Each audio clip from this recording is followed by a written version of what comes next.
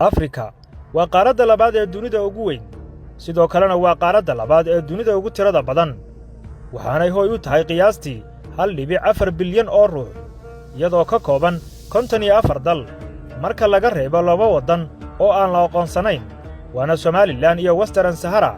Haddaba, mawduucan waxa aynu ku soo qaadanaynaa 5 waddan ee ugu ammaanka badan qaaradda Afrika. Dunida waxaa jira qiimayn lagu sameeyo waddamada dunida oo dhan, gaar ahaanna waddamada ugu ammaanka badan. Marka la cabbirayo ammaanka dalkaasi, waxaa la adeegsadaa halbeegyo badan. Sannadkiina hal mar ayaa la soo saaraa oo ah warbixin caalami ah.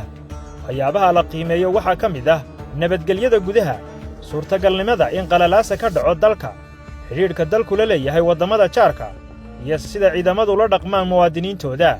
Inta badan qaaradda Afrika waxaa lagu yaqaannaa qaarad la daalaadhacaysa dagaallo sokeeye iyo saboolnimo baahsan, balse waxaa jira waddamo kaalmo fiican ka soo hooya qiimaynta caalamiga ah ee nabadda iyo degganaanshaha. 5 waddan ee sannadkan 2022 ugu ammaanka badan qaaradda Afrika ayaa lagu sheegay sidan soo socota. 1. Mauritius. Waddanka Mauritius ayaa noqday waddanka qaaradda Afrika oo dhan ugu ammaanka badan, isaga oo waddamada kale ee Afrika oo dhan aad uga horreeya. Sidoo kale waa waddanka 28aad ee dunida oo dhan ugu ammaanka badan. Mauritius waa jasiirad yar oo ku dhex taalla badweynta Hindiya, 2,000 oo kilomitirna ka fog qaaradda Afrika, balse lagu tiriyo mid ka mid ah waddamada qaaradda Afrika. Tirada dadka ku nool waa ku dhowaad 1,300,000 oo qof. Dadka u badan dalkuna waa Hindi. Heerka dembiyada ee dalkan ayaa aad u yar. Waddanka labaad ee qaaradda Afrika ugu ammaanka badan waa waddanka Ghana. Ghana ayaa noqotay waddanka labaad ee Afrika ugu ammaanka badan, waana waddan ku yaalla galbeedka Afrika, xuduudna la leh waddamada Ivory Coast, Burkina Faso iyo Togo. Tirada dadka ku noolna waa 32 milyan oo ruux.